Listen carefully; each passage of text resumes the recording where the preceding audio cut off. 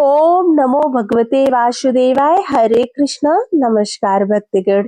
11 माता और भगवान श्री हरि विष्णु की कृपा आप सभी पर बनी रहे। एक बार प्रेम से बोलिए 11 माता की जय। भगवान श्री हरि विष्णु की जय। सर्वप्रथम आप सभी को निर्जला एकादशी व्रत की हार्दिक शुभकामनाएं। आज जेठ मास शुक्ल पक्ष की निर्जला एकादशी है। निर्जला एकादशी का व्रत करने से 24 एकादशियों के व्रत का फल प्राप्त होता है। हिंदू धर्म में एकादशी व्रत का जितना महत्व है, उतना ही यह व्रत मानसिक एवं शारीरिक स्वास्थ्य के नजरिए से भी बहुत महत्वपूर्ण है। एकादशी का व्रत भगवान विष्णु की आराधना को समर्पित होता है। इस एकादशी का व्रत करके श्रद्धा और सामर्थ्य के अनुसार दान करना चाहिए। इस दिन विधि पूर्वक जल कलश का दान करने वालों को पूरे साल की एकादशियों का फल मिलता है। इस प्रकार जो इस पवित्र एकादशी का व्रत करता है, वह समस्त पापों से मुक्त हो जाता है। तो आइए मन में भगवान श्री हरि विष्णु माँ लक्ष्मी का स्मरण करते हुए श्रवण करते हैं निर्जला एकादशी व्रत की पावन कथा का।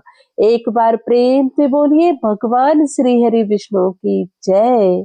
11 माता की जय। भीमसेन बोले, हे पितामह, भ्राता युधिष्ठिर, माता कुंती, द्रौपदी, अर्जुन, नकुल और सहदेव आदि एकादशी के दिन दान व्रत करते हैं और मुझसे एकादशी के दिन अन्न खाने को मना करते हैं। मैं उनसे कहता हूँ कि भाई, मैं भक्ति पूर्वक भगवान की पूजा कर सकता हूँ, परंतु मैं एकादशी के दिन भूखा नहीं रह सकता। फिर मेरे लिए पूरे दिन का उपवास करना कठिन है। यदि मैं प्रयत्न करूं तो एक व्रत अवश्य कर सकता हूं। अतः आप मुझे कोई एक व्रत बतलाइए जिससे मुझे स्वर्ग की प्राप्ति हो जाए। श्री व्यास जी बोले, हे वायुपुत्र, बड़े बड़े ऋषि और महर्षियों ने बहुत से शास्त्र आदि बनाए हैं कि मनुष्य को दोनों पक्षों की एकादशियों का व्रत करना चाहिए। इससे उन्हें स्वर्ग की प्राप्ति होती है। श्री व्यास जी के वचनों को सुनकर श्री भीमसेन जी नरक में जाने के कारण अत्यंत भयभीत हुए और लता के समान कांपने लगे। वह बोले, हे पितामह, अब मैं क्या करूं, क्योंकि मुझसे व्रत नहीं हो सकता। अतः आप मुझे कोई एक ही व्रत बतलाइए जिससे मेरी मुक्ति हो जाए। इस पर श्री व्यास जी बोले, हे भीमसेन, कृष्ण और मिथुन संक्रांति के मध्य में ज्येष्ठ माह के शुक्ल पक्ष की एकादशी होती है। इसका निर्जला व्रत करना चाहिए। इस एकादशी व्रत में स्नान और आचमन में जल वर्जित नहीं है, लेकिन आचमन में 3 मासे जल से अधिक जल नहीं लेना चाहिए। इस आचमन से शरीर की शुद्धि हो जाती है। आचमन में 7 मासे से अधिक जल मद्यपान के समान है। इस दिन भोजन करने से व्रत नष्ट हो जाता है। यदि सूर्योदय से सूर्यास्त तक मनुष्य जलपान न करे तो उसे 12 एकादशी के फल की प्राप्ति होती है। द्वादशी के दिन सूर्योदय से पहले ही उठना चाहिए और स्नान करके ब्राह्मण को यथा योग्य दान देना चाहिए। इसके पश्चात भूखे ब्राह्मण को भोजन कराना चाहिए। तत्पश्चात स्वयं भी भोजन करना चाहिए। इसका फल संपूर्ण एकादशियों के फल के बराबर है। हे भीमसेन, स्वयं भगवान ने मुझसे कहा था कि इस एकादशी का पुण्य समस्त तीर्थों और दानों के पुण्य के बराबर है। एक दिन निर्जल रहने से मनुष्य पापों से मुक्त हो जाता है।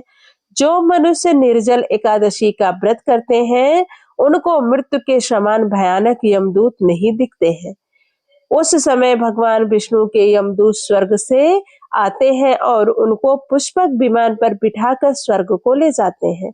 अतः संसार में सबसे श्रेष्ठ निर्जला एकादशी का व्रत है। अतः यत्न पूर्वक इस एकादशी का निर्जला व्रत करना चाहिए।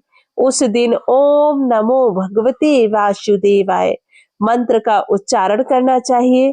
व्यासदेव जी के ऐसे वचन सुनकर भीमसेन ने निर्जला एकादशी का व्रत किया। इसी एकादशी को भीमसेनी एकादशी या पांडव एकादशी भी कहते हैं। निर्जला व्रत करने से पहले भगवान की पूजा करनी चाहिए और उनसे विनय करनी चाहिए कि दूसरे दिन ही मैं भोजन करूंगा। हे प्रभु, आज मैं श्रद्धा पूर्वक आपके व्रत को निर्जल रहकर करूंगा। मैं इस व्रत को श्रद्धा पूर्वक करूंगा, इससे मेरे सब पाप नष्ट हो जाएंगे। इस दिन एक बड़े वस्त्र से ढककर स्वर्ण सहित दान करना चाहिए। जो मनुष्य इस व्रत को दोपहर में स्नान तप आदि करके करते हैं, उनको करोड़ों फल स्वर्ण के दान का फल मिलता है।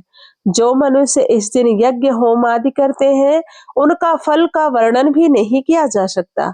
इस निर्जला एकादशी के व्रत से मनुष्य विष्णु लोक को जाता है। जो मनुष्य इस दिन अन्न खाते हैं, उन्हें चंडाल समझना चाहिए। वे अंत में नरक में जाते हैं। ब्रह्म हत्यारे, मद्यपान करने वाले, चोरी करने वाले, तीन गुरु से द्वेष करने वाले, असत्य बोलने वाले इस व्रत को करने से स्वर्ग को जाते हैं। हे कुंती पुत्र, जो पुरुष या स्त्री इस व्रत को श्रद्धा पूर्वक करते हैं, उन्हें इन नियमों का पालन करना चाहिए। उन्हें सर्वप्रथम विष्णु भगवान की पूजा करनी चाहिए, उसके बाद गौ का दान करना चाहिए। उस दिन ब्राह्मणों को दक्षिणा, मिष्ठान आदि देने चाहिए। निर्जला के दिन अन्न, वस्त्र, छत्र, उपानह आदि का दान करना चाहिए। जो मनुष्य इस कथा को प्रेम पूर्वक सुनते व पढ़ते हैं, उनको स्वर्ग लोक की प्राप्ति होती है। भगवान श्री कृष्ण के मुख से एकादशी की कथा सुनकर महाराज युधिष्ठिर कहने लगे, हे प्रभु, यह एकादशी इतनी पुण्यदायिनी कैसे हुई? इस एकादशी को करने से क्या पुण्य प्राप्त होता है? इस एकादशी की उत्पत्ति कैसे हुई और उसका क्या फल प्राप्त होता है? उपवास के दिन जो क्रिया की जाती है, आप कृपा करके मुझसे कहिए। यह वचन सुनकर भगवान श्री कृष्ण कहने लगे, हे युधिष्ठिर, मैं तुमसे एकादशी के व्रत का महात्म्य कहता हूँ, सुनो। सर्वप्रथम हेमंत ऋतु में मार्गशीर्ष कृष्ण एकादशी से इस व्रत को प्रारंभ किया जाता है। दशमी को सायंकाल भोजन के बाद अच्छी प्रकार से दातून करें, ताकि अन्न का अंश मुंह में न रह जाए। रात्रि को भोजन कदापि न करें, ना अधिक बोलें। एकादशी के दिन प्रातः 4 बजे उठकर सबसे पहले व्रत का संकल्प करें। इसके पश्चात शौच आदि से निवृत्त होकर शुद्ध जल से स्नान करें। व्रत करने वाला चोर, पाखंडी, पर स्त्रीगामी, निंदक, मिथ्याभाषी तथा किसी भी प्रकार के पापी से बात न करे। स्नान के पश्चात धूप, दीप, नैवेद्य आदि 16 चीजों से भगवान का पूजन करें और रात को दीपदान करें। रात्रि में सोना या प्रसंग नहीं करना चाहिए। सारी रात भजन कीर्तन आदि करना चाहिए। जो कुछ पहले जाने अनजाने में पाप हो गए हो, उनकी क्षमा मांगनी चाहिए। धर्मात्मा पुरुषों को कृष्ण और शुक्ल दोनों पक्षों की एकादशियों को सामान्य समझना चाहिए। जो मनुष्य ऊपर लिखी विधि के अनुसार एकादशी का व्रत करते हैं, उन्हें शंखो उद्धार तीर्थ में स्नान करके भगवान के दर्शन करने से जो फल प्राप्त होता है, वह एकादशी व्रत के 16वें भाग के भी समान नहीं है। व्यातिपात के दिन दान देने का लाख गुना फल होता है।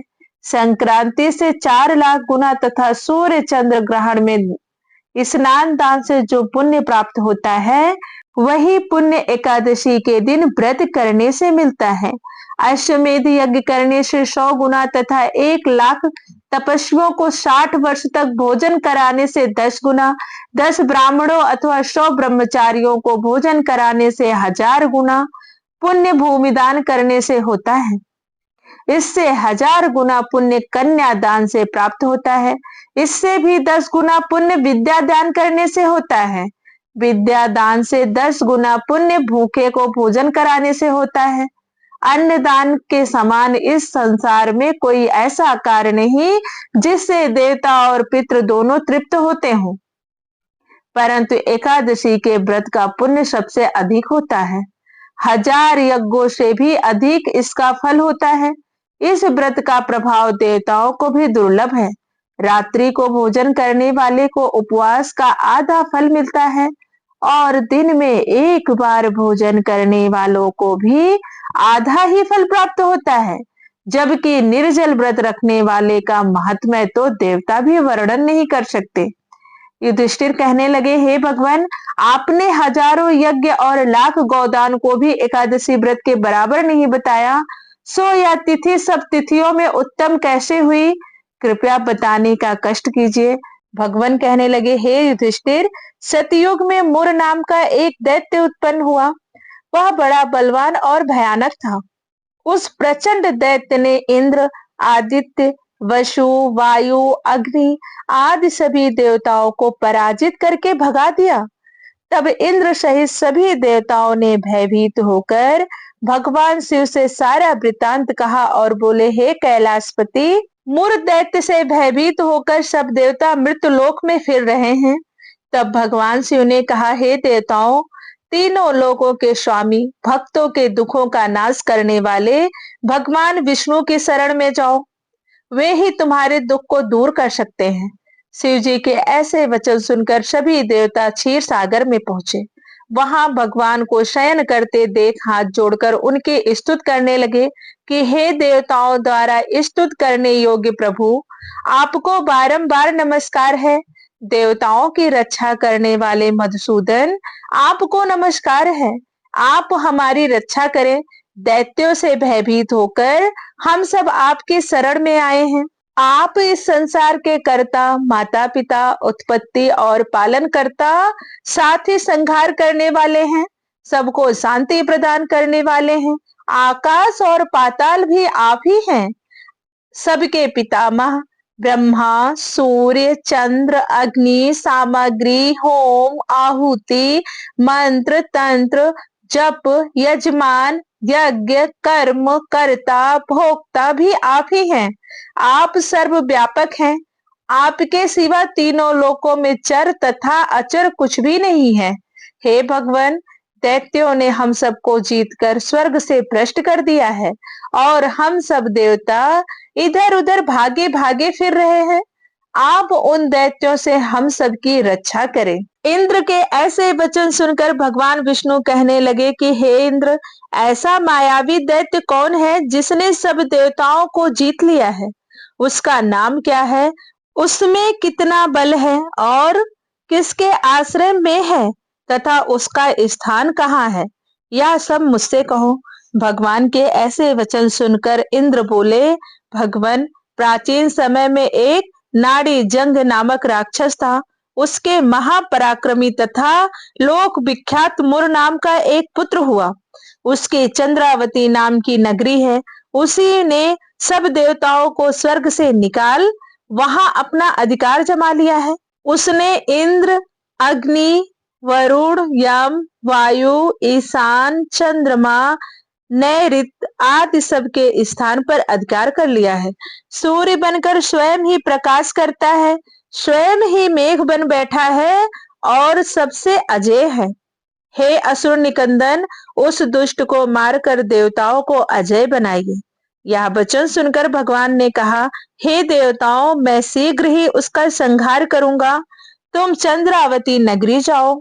इस प्रकार कहकर भगवान सहित सभी देवताओं ने चंद्रावती नगरी की ओर प्रस्थान किया।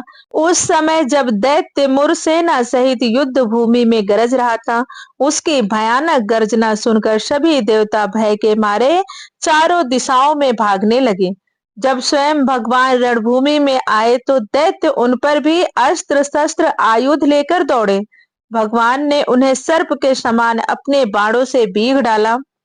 बहुत से दैत्य मारे गए, केवल मुर बचा रहा। वह अविचल भाव से भगवान के साथ युद्ध करता रहा। भगवान जो भी तीक्ष्ण बाण चलाते, वह उसके लिए पुष्प सिद्ध होता। उसका शरीर छिन्न भिन्न हो गया, किंतु वह लगातार युद्ध करता रहा। दोनों के बीच मल्ल युद्ध भी हुआ। 10,000 वर्ष तक उनका युद्ध चलता रहा। तत्पश्चात श्री विष्णु ने दैत्य सेना पर चक्र का प्रहार किया। उससे छिन्न भिन्न होकर सैकड़ों योद्धा मौत के मुख में चले गए। इसके बाद भगवान मधुसूदन बद्रिकाश्रम को चले गए। वहां सिंहावतो नाम की गुफा थी जो 12 योजन लंबी थी। पांडुनंदन उस गुफा में एक ही दरवाजा था। भगवान विष्णु उसी गुफा में जाकर विश्राम करने लगे, अर्थात सो गए। दानव मुर भी भगवान को मारने के लिए उनके पीछे पीछे लगा रहा। वह भी उसी गुफा के पास पहुंच गया जहां भगवान विष्णु विश्राम कर रहे थे। वहां पहुंचकर उसने भी उसी गुफा में प्रवेश किया। वहां भगवान विष्णु को सोते देख उसे बड़ा हर्ष हुआ। उसने सोचा, यह दानवों को परेशान करने वाला देवता अर्थात भगवान विष्णु आज ये सो रहा है, इसे मैं निसंदेह यहीं पे मार डालूंगा। युधिष्ठिर, दानव का इस प्रकार विचार करते ही भगवान विष्णु के शरीर से एक कन्या प्रकट हुई जो बड़ी ही रूपवती, सौभाग्यशालिनी तथा दिव्य अस्त्र शस्त्रों से युक्त थी। वह भगवान के तेज के अंश से उत्पन्न हुई थी। उस कन्या का बल और पराक्रम महान था। युधिष्ठिर, दानव राज मुर ने उस कन्या को देखा। कन्या ने युद्ध का विचार करके दानव के साथ युद्ध करने के लिए याचना की। युद्ध छिड़ गया। कन्या सब प्रकार की युद्ध कला में निपुण थी। वह मुर नामक महान असुर उसके हुंकार मात्र से राख का ढेर हो गया। दानव के मारे जाने पर भगवान जाग उठे। उन्होंने दानव को धरती पर पड़ा देख पूछा, मेरा यह शत्रु अत्यंत उम्र और भयंकर था, किसने इसका वध किया है? कन्या बोली, प्रभु, आपके ही प्रसाद से मैंने इस महादैत्य का वध किया है। श्री भगवान ने कहा, कल्याणी, तुम्हारे इस कर्म से तीनों लोकों को मुक्ति और देवता आनंदित हुए हैं। अतः तुम्हारे मन में जैसी रुचि हो उसके अनुसार मुझसे कोई वर मांगो। देव दुर्लभ होने पर भी वह वर मैं तुम्हें दूंगा, इसमें तनिक भी संदेह नहीं है। वह कन्या साक्षात एकादशी ही थी। उसने कहा, प्रभु, यदि आप मुझसे प्रसन्न हैं तो मैं आपकी कृपा से सब तीर्थों में प्रधान, समस्त पापों का नाश करने वाली तथा सब प्रकार की सिद्धि देने वाली देवी हूँ। जनार्दन, जो लोग आप में भक्ति रखते हैं, मेरे दिन को उपवास करेंगे, उन्हें सब प्रकार की सिद्धि प्राप्त हो।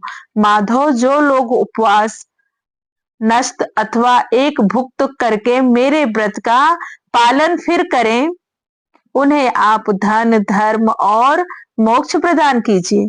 श्री विष्णु बोले, कल्याणी, तुम जो कुछ कहती हो वह सब पूर्ण हो। भगवान श्री कृष्ण कहते हैं, युधिष्ठिर, ऐसा वर पाकर महाव्रता एकादशी बहुत प्रसन्न हुई। जो मनुष्य इस कथा को प्रेम पूर्वक सुनते व पढ़ते हैं उनको स्वर्ग लोक की प्राप्ति होती है। प्रेम से बोलिए भगवान श्री हरि विष्णु की जय, ग्यारश माता की जय। आज हमने श्रवण किया निर्जला एकादशी व्रत की पावन कथा का। अगर आपको कथा अच्छी लगी हो तो प्लीज वीडियो को लाइक कीजिए, शेयर कीजिए और चैनल को सब्सक्राइब कर लीजिए ताकि सभी व्रत त्योहारों की कथा आपको आसानी से मिल सके। वीडियो के अंत तक बने रहने के लिए धन्यवाद। राधे राधे, जय माता दी।